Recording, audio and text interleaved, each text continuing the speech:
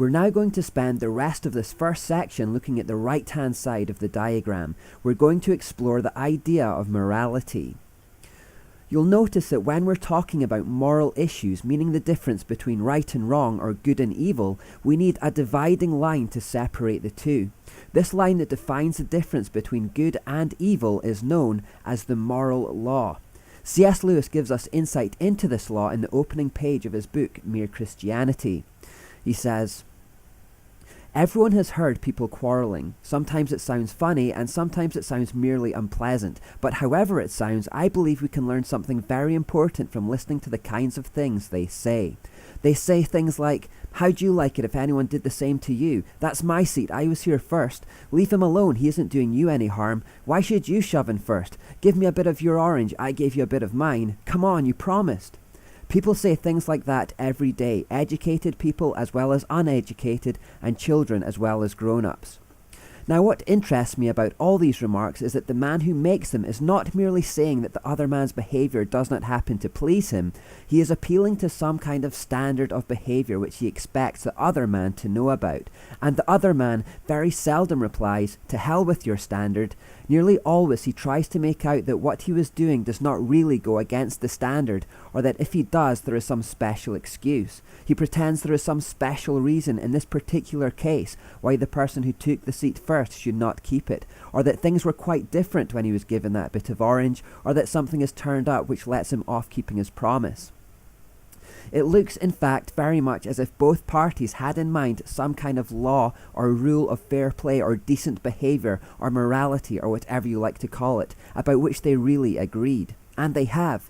Quarrelling means trying to show that the other man is in the wrong, and there would be no sense in trying to do that unless you had some sort of agreement as to what right and wrong are, just as there would be no sense in saying that a footballer had committed a foul unless there was some agreement about the rules of football. So people inherently know about the standard or rule of fair play known as the moral law, and when two people argue, they will instinctively try to show that they are on the right side of the dividing line and the other person is on the wrong side. It's sometimes called trying to claim the moral high ground, and indeed that's the basis on which arguments are won and lost. All people instinctively know about the standard, children and adults, educated and uneducated, and all people instinctively want to be on the right side and not the wrong side. The question is, why? Why do we all know about this moral standard? Why is it so instinctive? Where did it come from? Why are we so concerned about wanting to be on the right side of it? We can get some understanding on this issue by taking a look at apples. Go with me here and take a look at this apple. Now, would you eat this apple? Do you think it would taste good? If you're sensible, you wouldn't put this near your mouth because you know just by looking at it that this is a bad apple. But how do you know that it's bad? The only reason that you know that this is a bad apple is because you know what a good one looks like. If we didn't know about this standard, in other words, if we never seen a good apple before, we wouldn't know whether the previous one was a good one or a bad one. For all we would know, that could just be what an apple is supposed to look like. It's only because we have the good as a reference point that we can recognize the bad. Whenever we say anything is good or bad, we are actually comparing it to an absolute standard. When we say something is good, we're saying it meets the standard, and when we say it's bad, we're saying it falls short of the standard. Let's illustrate it a second way. The only reason we know this is darkness is because we've seen light and we recognize darkness by the comparison. If an alien who had no concept of light were to land on planet Earth at midnight, for all he would know, this is as light as it would ever get. At 4 a.m, however, when the sun was rising, his understanding would change. When he sees this, he would then understand that what he previously thought was light was actually darkness, and he only understands that by the comparison. But even what he now thinks is light would pale by comparison again with what he experiences at midday when the sun is highest in the sky. Only now, having seen absolute light, would he have a full understanding of the darkness. Only now would he have a full appreciation of the difference. What he initially thought was light wasn't light at all. Even what he saw at 4 a.m. has turned out to be darkness by comparison. So a growing understanding of the light gives a growing understanding of darkness, and only a perfect understanding of light gives a perfect understanding of darkness. The absolute light becomes a reference point or a benchmark for us. It's the same with morality. If we're to truly understand good and evil, we need a benchmark of absolute good as a reference point by which to recognize and measure evil. If we have no knowledge of that benchmark, we can have no real understanding of good or evil at all. Now that absolute and perfect benchmark of goodness is God. God is the only objective and absolute reference point of goodness that we know of. If we get rid of God as our benchmark, we are morally lost. C.S. Lewis wrote, "When a man is getting better, he understands more and more clearly the evil that is still left in him. When a man is getting worse, he understands his own badness less and less." This is common sense, really. You understand sleep when you are awake, not while you are sleeping. You can understand the nature of drunkenness when you are sober, not while you are drunk. Good people know about both good and evil. Bad people do not know about either. You have to know God as a reference point of absolute good to truly understand evil, and the better you know that absolute good, the better you will understand the difference. If that fixed standard of goodness is taken away, then you have no way of knowing what right and wrong or good or evil actually is at all. So our understanding of the moral law completely depends on our understanding of God. The moral law stems from God. It is an expression of who He is. The standard of the moral law is God's standard. The moral law is God's law. American legal philosopher James Wilson put it well when he said, "It should always be remembered that this law, natural or revealed, made for men or for nations, flows from the same divine source. It is the law of God." Let's put it one final way. You often hear people talking about moral compasses, this inner sense of right and wrong that regulates our behaviour. I remember during the London riots in 2011, the news channels were filled with people shaking their heads, wondering what had happened to everyone's moral compasses. Well, real compasses only work in reference to a fixed point called magnetic north or true north, and the compass gives your bearings in relation to it. If magnetic north did not exist as an absolute reference point, then the compass would be completely useless. It's the same with moral compasses. They only work in reference to an objective fixed point of morality called God. Without that absolute fixed reference point of goodness, we have no way of navigating right and wrong or even knowing what those words mean. Take God away and our diagram looks like this. There is no moral law anymore, no fixed reference point to divide between good and evil, no benchmark of goodness, no boundaries, no such thing as absolute right and wrong.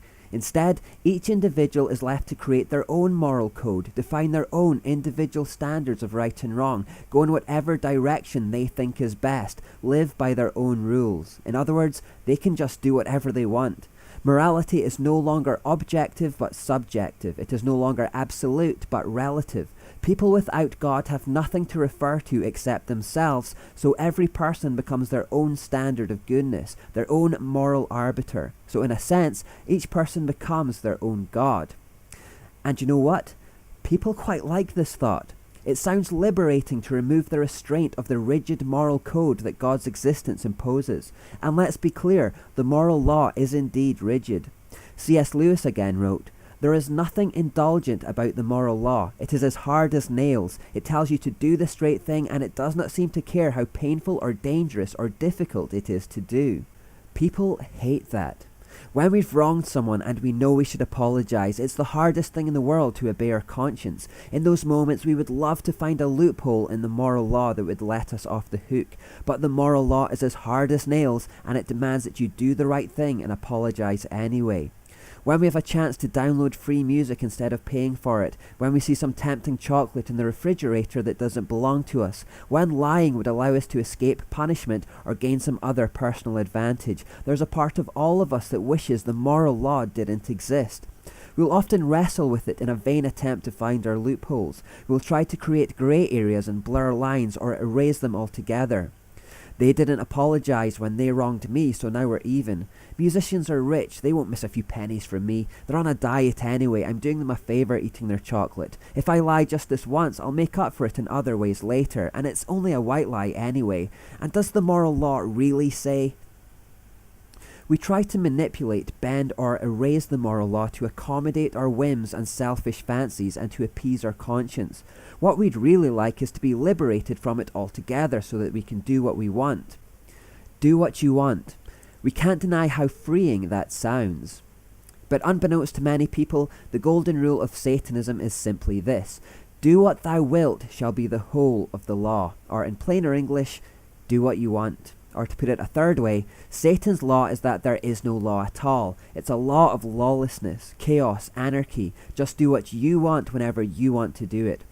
As far as laws go, it's a very simple one. If you don't want to apologize, then don't. If you want that chocolate, then take it. If you want that music, download it. If you need to lie about it, then lie about it. Do anything that makes you happy. Put yourself first. You are your own God. Satan claims this selfish, licentious egocentricity represents freedom. Remember what he whispered in the ear of Adam and Eve in Eden. He told them that God, with his strict rules about right and wrong, was a tyrant and an oppressor, and if they broke free from him and went their own way, they could establish their own moral code. They could live how they wanted. They could become their own gods. And he did it by trying to suggest loopholes, blur lines, and create grey areas in God's strict instruction. Did God really say you couldn't eat that fruit? So notice that when you reject God's moral law, you automatically accept Satan's. Either you accept and submit to an objective moral code, or you reject it to live by your own rules, in which case right and wrong as concepts simply become what you want them to be. Satanism is far more mundane than blood sacrifices and dancing naked round cauldrons. It's simply rejecting God's binding moral law and doing what you want instead. Satanism is effectively just self-worship or self-deification, living by your own moral creed, going your own way. Indeed, the highest holy day for a Satanist is their own birthday, as it represents the birth of their own God, themselves. A lot of Satanists don't even believe in a literal figure called Satan, but simply claim him as a symbol of their liberation. When we understand all this, we are faced with the shocking realization that because the majority of our secular society has decided to reject God and follow their own path, the majority of society are actually following Satan without knowing it. And as we've already learned, those who follow Satan will meet the end that he meets. What is more, as people reject God, they reject the benchmark or reference point of absolute good, so they begin to lose sight of what good and evil means, and as they instead do what they want, they don't realize how bad they are becoming. They stop being able to understand their own sinfulness. Their moral compass goes into a spin. The Bible says, "Most men will proclaim every one his own goodness."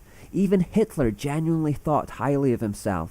People without God become like mouldy apples who can't see their own mouldiness because they've got no true concept of a good one. Or like a 4 a.m. sky that thinks that that's as light as a sky can be. They don't realize just how far short of the benchmark they are. A godless person doesn't just become evil, but they understand the difference between good and evil less. Their minds become dark and confused. This is the problem then, that so many people are following Satan to his destination in hell, totally unaware of their sin, totally convinced of their own goodness, and totally convinced of their own worthiness of heaven.